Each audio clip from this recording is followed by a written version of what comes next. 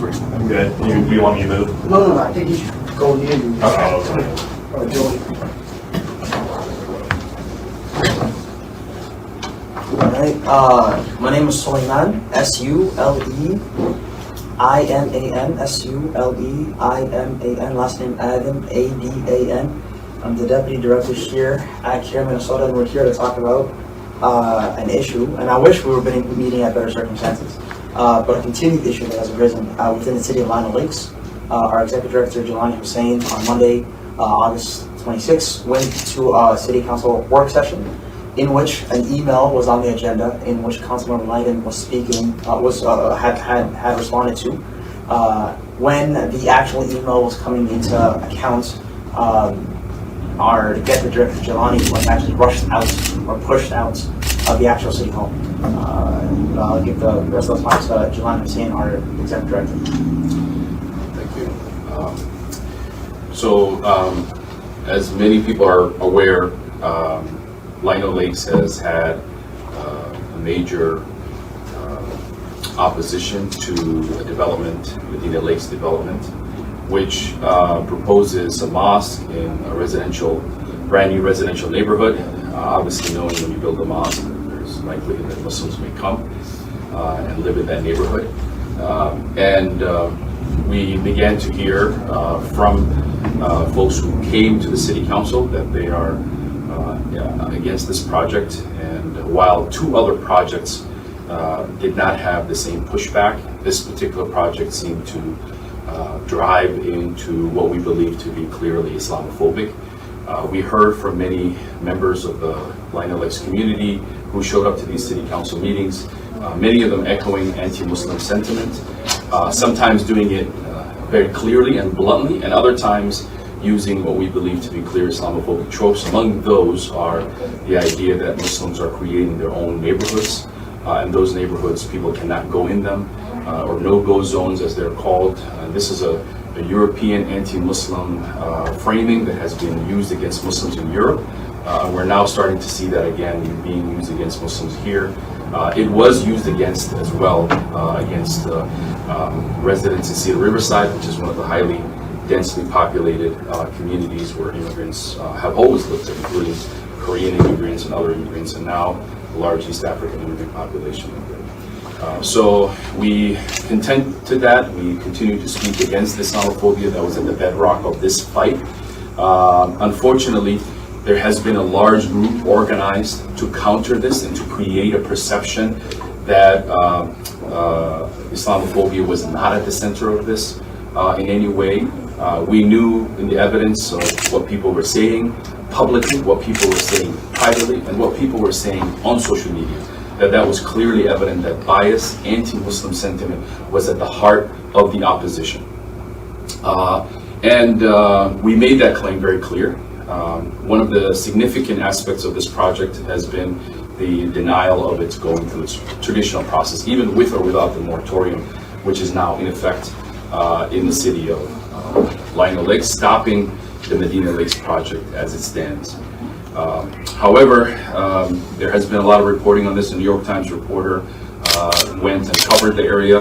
That reporter gained obviously some national attention, and a well-known Islamophobic emailer who has some history of emailing CARE and other organizations responded to that New York Times article with an increasingly clear Islamophobic email.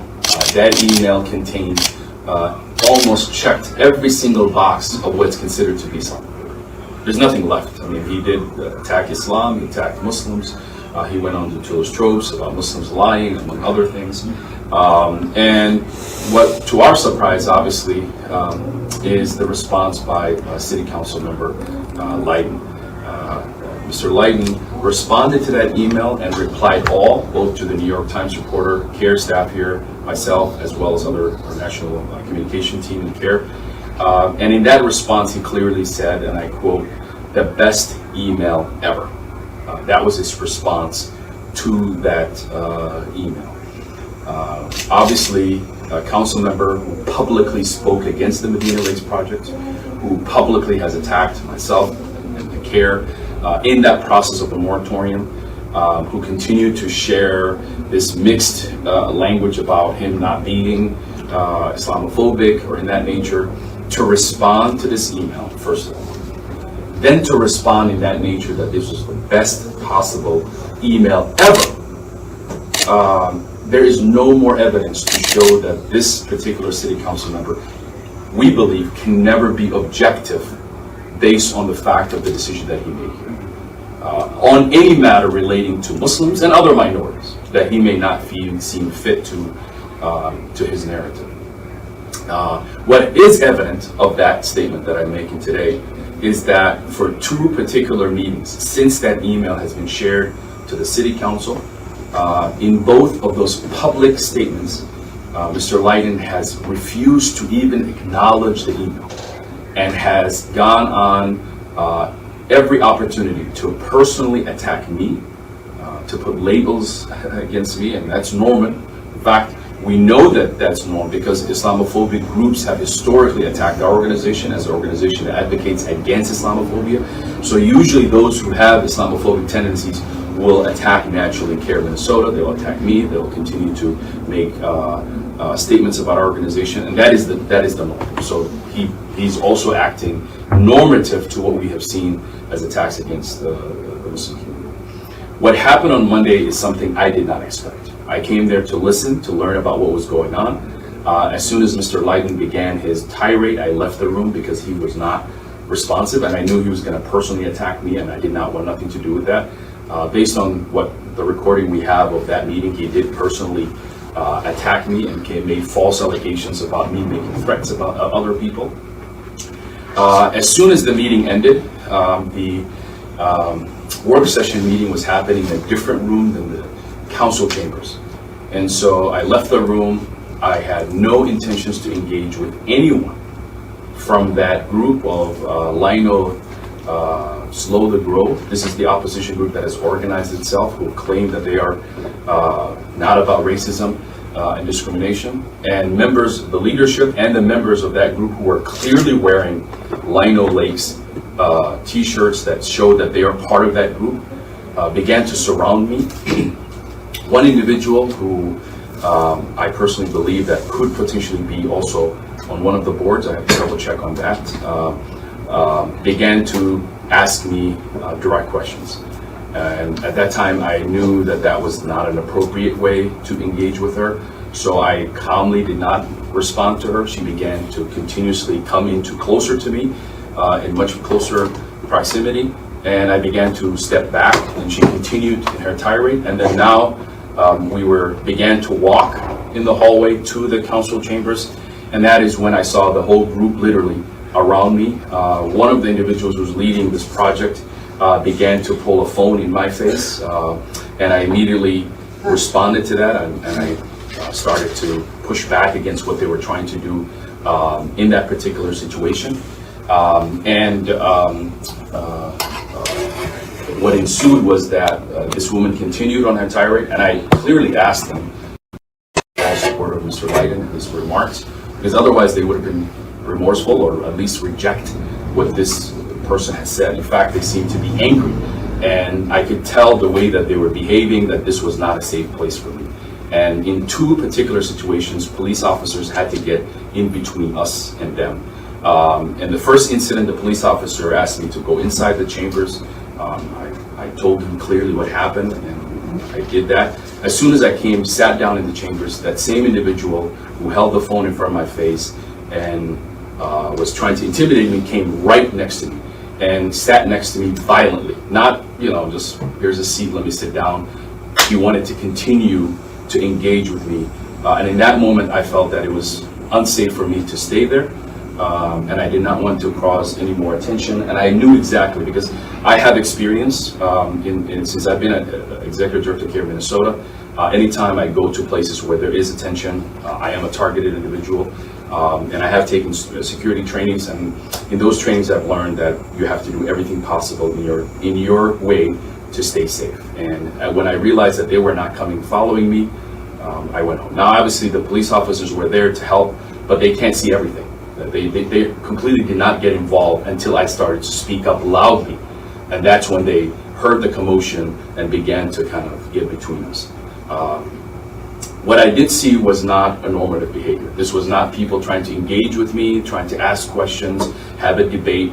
This was people who were, I could tell from the way that they were, literally their hands, and you can see how they were aggressive. You could tell that they were trembling even. I knew that they were not in their best selves. For them to turn this entire thing at me and personally and target me, even though the conversation was about Mr. Lydon and the statements that he has made, shows that this group, now I will just say that I know many people who are part of this group probably have no idea what happened. They probably are not fully aware of what's in this email.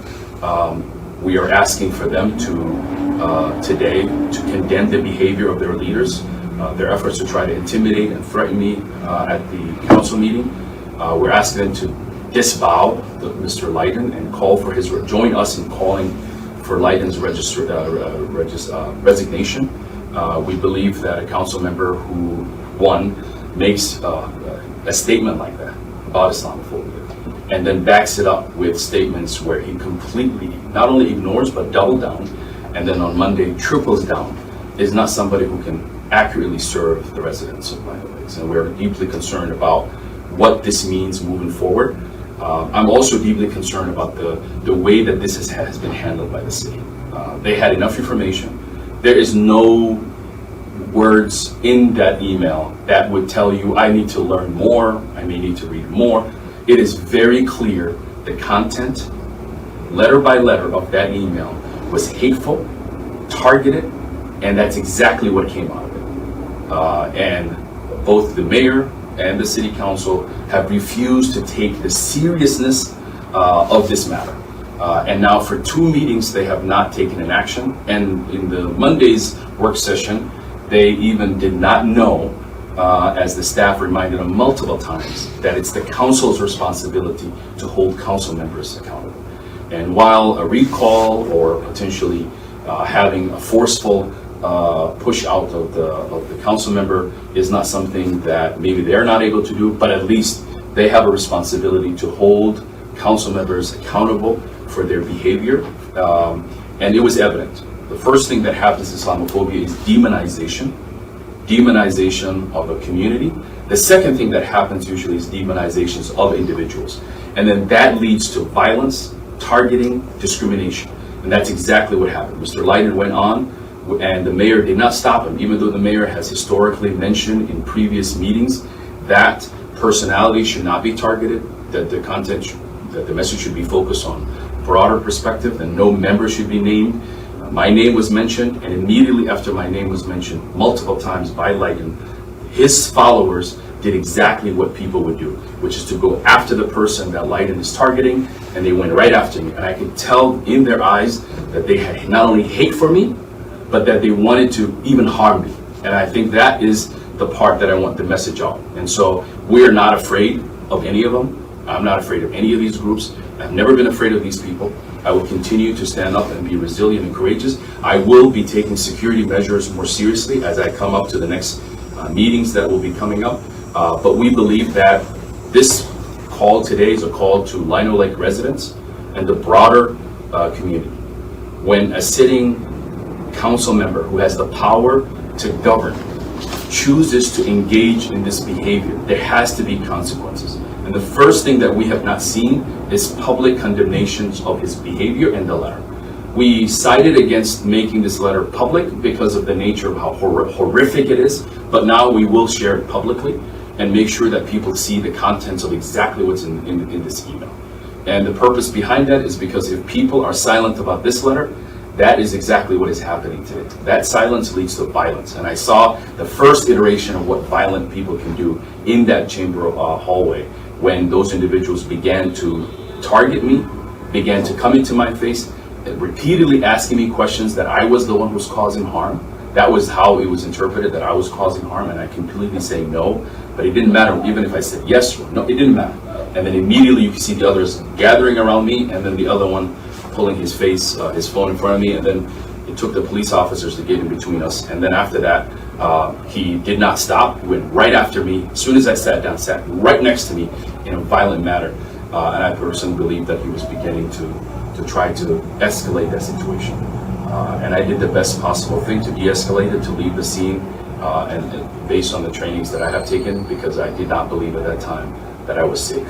Even though the officers tried to reassure me that they will do everything safe, I did not felt safe at the time. And so moving forward, I will have security measures and protocols put in place to respond to future meetings. But it's time now that this supporters of Slow the Grow movement, if their leadership is behaving that way, that their leadership is supporting Mr. Lydon, their leadership, then they are all standing up for Islamophobia, and they stand up for what is in that email. Because no one should be supportive of exactly what's mentioned in that email. And in that email, it says things like Islam hates us. It says Islam is our enemy, and refers to the Quran, which is the holy book, as hate speech against Christians and Jews. And he talks about, this emailer talks about pretty much that you should stop good luck in halting Muslim concepts in Minnesota, or Muslim conquest in Minnesota. He believes that the Medina Lakes Project is a conquest. And these are the type of Islamophobic language that we know was used as a backdrop of the Crusades, among other things. These are hateful things that draw upon the worst of people. And for us to be in this moment after 2 meetings and other council members not even taking a step to say this is disgusting, all we've heard is this letter does not represent us. I personally believe that if it was any other community that this type of behavior happened, the outreach would be more, the response by the council meter would be swift, and we would already be talking about post-mass. Instead, what has happened is when you allow hate to fester, the next thing that happens is violence. And I saw the first iteration of that in that meeting, when Lydon targeted me, and that target turned into action from his followers. I'll take some questions. So when you left the meeting, did you, after this person sat next to you, do you have any other interactions with police or let them Yes. know, or you just left? No, as soon as, in both iterations, I did talk to the police. So the first time when they were interacting, I talked to the police. I tried to explain to them. The police wanted to just me to move out of the way so everybody be quiet. That was their solution to the problem at the time. And I was fine. Then I moved inside to the chambers. As soon as I sat down, the leader of the Lino Lakes Slow the Grow movement rushed, literally fast-paced, and sat down as if like somebody was jumping into the seat rather than slowly sitting down. And he was the individual who came in with the phone, and I could see that he was trembling, and he was not of his best self. And so then I got up and I immediately talked to the officer who was in the chambers, and I said, "This is unacceptable. You have to talk to these people." He said, "Are you safe? I'm going to make you safe." And at that time I said, "I'm done. I'm going to leave." And then I immediately left, because I personally, from my security trainings that I have taken in the past, the best way for me to deal is if they're targeting me, I can't be there for them. And I don't know if anything will spike them to do even worse than what they were planning to do. And then when you're in the hallway before, when they're putting the phone in your face, what does it come to? Are they like right up next to you? Do they never touch you but put the phone in your face? Yes, no one touched me, but they were literally in close proximity, and they were walking, and I didn't notice that until the officer came, that they were literally, all of them were surrounded. How many people was it? About 5, I would say. What were some of the things that were saying to you? So they specifically, Lydon made statements in the chamber where he said Jaylani has threatened professors, and therefore this woman, who I believe may be on one of the city council, one of the commissions, began immediately saying, "Are you threatening people?" And I said, "No, what are you talking?" And then it didn't matter. So then she just repeated the same question over and over. And then that's when I realized this is not somebody who's asking questions, or somebody who just wants to say, scrimmage things that you don't like. She literally would turn in her face and start. And then I immediately stopped engaging her. Then she continued. I would get closer. I would move back. And then as soon as I start walking away, she would walk next to me, continue. And then here's when I saw the others literally gathering around. And then that gentleman began to grab his phone, put it right in my face. I did engage with him and told him, get that phone out of my face. Or if you want to record, come out and record. And then that's when he immediately put the phone down, came right in my face, literally within inches and said, don't talk to me. And then that's when the police came, got between us. I tried to explain to the police at the time what was going on, but that time he just wanted to de-escalate the situation. He didn't really listen to what I said. So I listened to his instructions, went inside, sat down, and here comes that individual with his members. First, he sits right next to me, puts his thing down, and I could tell right now that I was not going to have a safe meeting if that person is sitting next to me who just literally was in my face. So then I got up, went to the back, just immediately spoke to the police officer and told him, hey, I need you to talk to these people. This is not acceptable, behavior, what they're doing. And he said, well, are you safe? And I said, listen, you need to talk to them. And he did not, he was not engaging in that way to respond to them. And then immediately, my training kicked in and I said, if they're gonna keep following you around, and we did not have a large presence of folks who were supportive of the Medina Lake projects. There were very few people that were there. Many of them were witnesses to exactly what they saw. And they outnumbered us. So I did not feel safe to stay there. And I did have reasons to be there beyond just the lighting. We have data practice requests that I need to talk to about one of the staff and a few other things that I wanted to engage on, but unfortunately I could not do that. So I'm concerned now because if they're willing to do that to me, what are they willing to do to others? Again, unprovoked. I did not look at them. I didn't try to even engage them. I tried to disengage. These people were very organized. They were angry, and they targeted me from the beginning. So you were in the hallway going, or what were you? Yeah, we're walking from they had a conference room that they used for the work session meeting. So that's where they talked about email? Yep, that's where they discussed the email. The conclusion of that conversation was that they had a draft, the staff or the attorney drafted a message that they should put out. Rulin and one of the other council members who have been supportive of the moratorium immediately said we need time to review it or whatever, and so they tabled it from being discussed. They did ask the staff, but the staff did remind them a couple of times that it's the city council responsibility to do this, that they can't just push that out. As soon as that ended, we walked that hallway all the way down. I don't know if you remember, there's a long hallway. That room is usually used for auxiliary when that overflow. So that room is the one we walked all the way down to the chamber. So it's a long walk. It's not a short, So was Slow the Grow, they were just there watching the work session? Yep, they were in the work session, immediately left the work session, found me standing there, and then...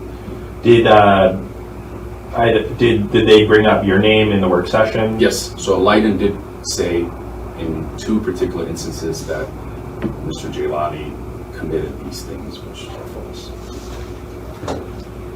So you mentioned taking your own security measures in the future. Do you know what that would look like? I usually don't share what we recommend, but obviously I will have people that are there to support my security, and that's not unusual. I've had that in the past. I've been threatened to be killed in the state of Minnesota, so I've had a history of threats against me, and I've had times where I've been escorted immediately from the highway all the way to a place that I'm speaking, and then escorted back on the highway. I mean, so I've had a share of being targeted, so I'm not used to that. I just was really awestruck by the fact that I didn't expect this from this group. They already got their moratorium in. There's really nothing to discuss here, right? They got their moratorium. They should be victorious. I don't even know why they really were there. But here comes Light and says, Jaylani. They come right after me and began to pretty much accost me all the way there until I literally needed police officers to get them off of me. Were you worried that it could escalate to being physical? And Yes. The way that their leader stepped up to me, it did not seem an argument anymore. When you're arguing with people, there seems to be, I want to get my word in. Right? I'm talking out my frustration. This person came right up to me and told me, don't talk to me, even though he was the one pulling the phone in my face. And then as soon as that movement happened, you see the police officer come and get between us. So he's just filming, and he was like filming you with it? He started filming as soon as the lady was literally coming and following me. So I didn't even know, because I was just talking to her. Then all of a sudden I turned, and here's him pretty much holding a phone in my face. And I'm not afraid of a phone. You can record it. Whatever I'm saying is public anyways. But he seemed to see that that was some form of threat. So I acknowledged that, and I said, if you're going to record, go ahead and record. And then that's when he told me, don't tell me what to do. Which he was upset by the fact that I engaged him, by the fact that he was recording. And is it that guy who sat down aggressively next to you? Yes, the same person, yeah. What did he say when he was sitting next to you? He just, I didn't even hear. I don't know if he said something. All I know is as soon as I sat down on the corner chair, immediately he sat down. And the way he sat down was also evident to me. He wasn't just like, oh, let me find a seat here. He sat down violently, and I could tell that was, he wanted to continue whatever happened in the hallway. And at that time, like I said, my safety thing kicked in. I knew right away I had to disengage for the safety of myself and also for everybody else that involved. So then you talked about a little, just like, you think there's a link there, right? Like, if they keep talking about this email in this way or failing to denounce it in a more strong way, it kind of leads to this behavior, you believe, by these supporters. So let's say, give me an example. Let's say council member Lydon said, we should just hang black people. We should go back to the 50s. And it wasn't a good idea. Good idea to hang them. What would be the response? That would be something his own family would have a problem with. In this email, he says Islam hates us. I mean, this is a tirade that the person just ran out of typing paper. I mean, literally just one thing after the other. Muslims are lying. Muslims are this. Muslims are that. And this is what we've been talking about. So Lydon is not somebody who should be surprised by this. He was hearing our concern every meeting that Islamophobia is happening. People are claiming this. And the way he responded, I think that God exposed him, because I don't think he was planning to share that email with us. But the way he responded to that email is telling. And then now he's literally saying, I'm not who I am.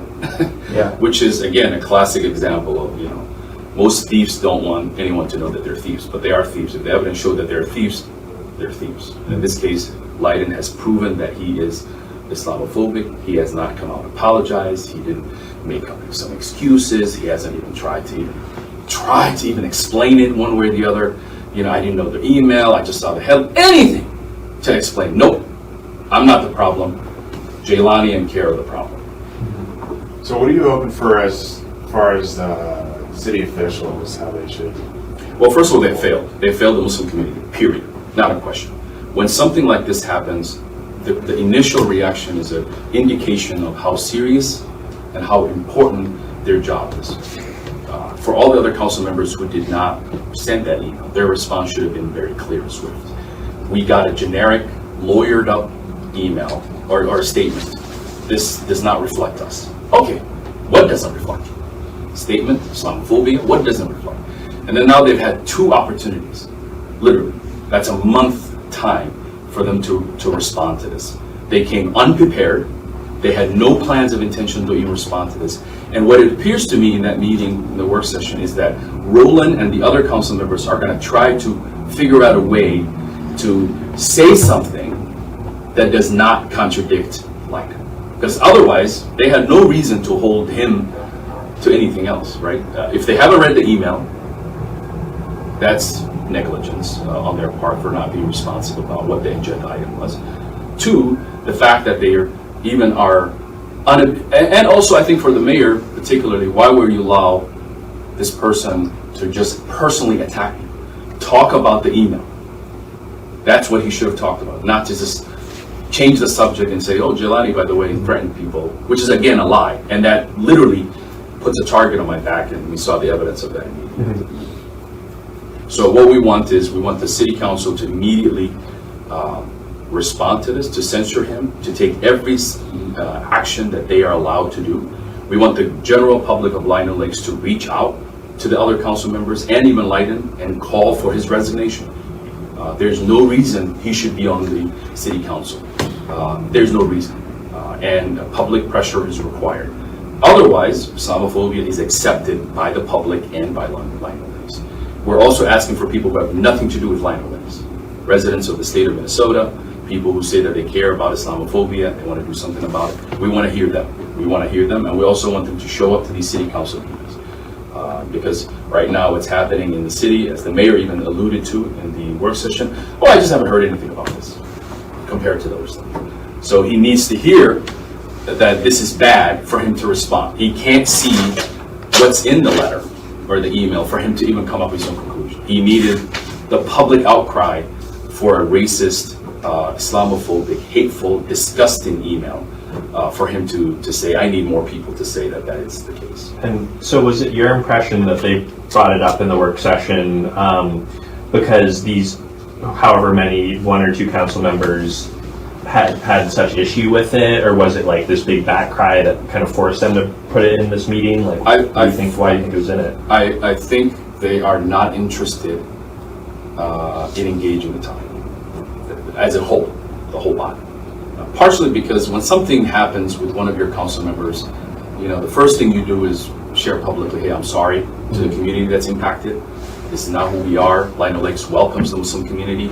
We're going to look at this issue. We'll take it seriously. I mean, these are statements you make, even if you don't give a damn about us. Excuse my French, but at least you make it, because that's just the standard protocol. If any public relations people were working with them, that's what we tell them. Say the right things. What we heard from them was like, the statement doesn't reflect. What statement? To who? What is the purpose of the statement? You have to at least acknowledge who was impacted. The Muslim community in Lino Lakes should be concerned, and any other minority should be concerned that this council as a whole, with this mayor, really do not see the issue. And I'm now, I guess, double concerned that every time I stood up to the microphone and others said, hey, here's what Islamophobia is, I don't even think they register that as hateful speech and also hate, because otherwise they wouldn't respond. So what I heard from that group on Monday was that, oh, this is on the agenda. Oh, I don't think I had a chance to even review this. Oh, let's kick it down the line. That sounds to me like some policy issue that you just weren't prepared for. This was on the news. It was well covered. The information has been shared to the public. Their attorneys and their staff have responded to it. They've asked us for the documents. We've sent the information to them. This is not a matter that they should have taken lightly. In fact, it looks like the staff was taking it seriously, but the city council wasn't. And that's why the city council, the staff kept reminding the city council, this is not a city staff issue. The city council is responsible by statute to self-govern. And they are now caught up with the decision that they have to respond to that. And so for me, I'm already believing that these other council members who voted in support of the moratorium are in somewhat acceptable, that this type of practice is acceptable to them. We will see what they do now, but it is somewhat acceptable to them. Because if it wasn't, anytime, I mean, if something is a swastika, anything that would happen in the city, people would just respond. Here they did not, and this is the nature of where we are with this. So just to clarify, they have not, none of the city councilors or the mayor have commented publicly on an email except for that statement. That one statement, that this doesn't represent us, that's it. Have you or anybody gotten to talk with any of the councilors one-on-one about this? Or? So that's a really interesting question. So first of all, through the process of the moratorium, all of them refused to talk to us, including the mayor. I've asked the mayor to sit down with him and say, listen, let's talk about the moratorium. Initially he said, okay, one meeting, and I followed up in the other meeting. I said, listen, you haven't followed up, what's going on? He said, oh, I don't talk to people. So you did have one meeting, or you're No, saying he you never said did? he initially agreed to He a agreed meeting, to it. and then I gave my business card, and then afterwards, this following meeting where he was there, I said, listen, what happened to our, and then that's when he told me, I'm sorry, I don't talk to people who, whatever, I just don't talk to them. I said, so you never talk to people who are proposing something or for it or against it? He said, I don't talk to them, and then he left. So it's not a council that has been accessible, not a council that wants to be accessible. And now it's evident the way that they're behaving after one of their council members literally, supported the worst version of Islamophobia. And then have you had any more talks with the police about the incident or beyond that night? I did